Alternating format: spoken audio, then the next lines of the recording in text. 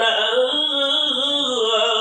যা চাইবেন তা পাইবেন, আজ যা চাইবেন তা পাইবেন, করব না তো কোনই অপমান। মোদের রাসূল আল্লাহর মেহমান, বলেন মোদের রাসূল আল্লাহর মেহমান। আমরা বড় ভাগ্যবান, মোদের রাসূল আল্লাহর মেহমান। আমরা বড় ভাগ্যবান, মোদের রাসূল আল্লাহর মেহমান। আল্লাহ আমার উম্মতকে মাফ করবে না।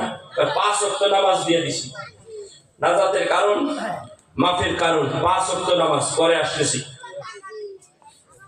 বলতেছিলাম হযরতে আবু বকর এবার গুহার ভিতরে, রাহমাতের নবী বলতেছে, হে আবু বকর আমি ক্লান্ত, রাত্রে আমার অনেক ভোগ খেতে হয়েছে, অনেক হাঁটতে হয়েছে, অনেক দৌড়াদৌড়ি করতে হয়েছে, অনেক টেনশন বোধ করেছি।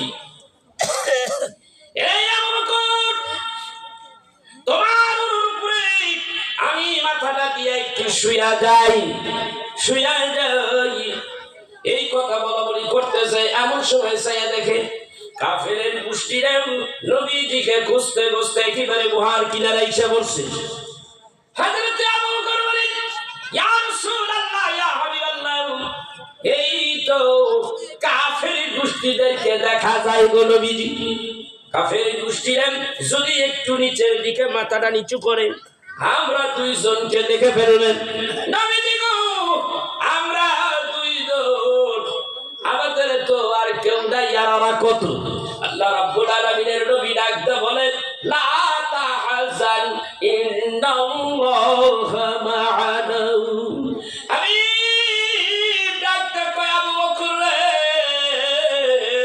ভয় পাইও না রে আবু বকর, আমরা দুইজন, আল্লাহ আমাদের সঙ্গে রয়েছে।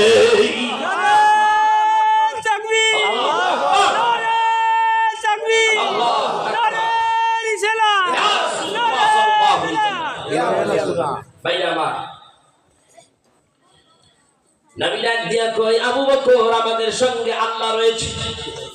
এই আবু বকর, তুমি জানো না আল্লাহ তাআলা আমাদেরকে কেমন ভাবে রক্ষা করেছে? তুমি জানো না?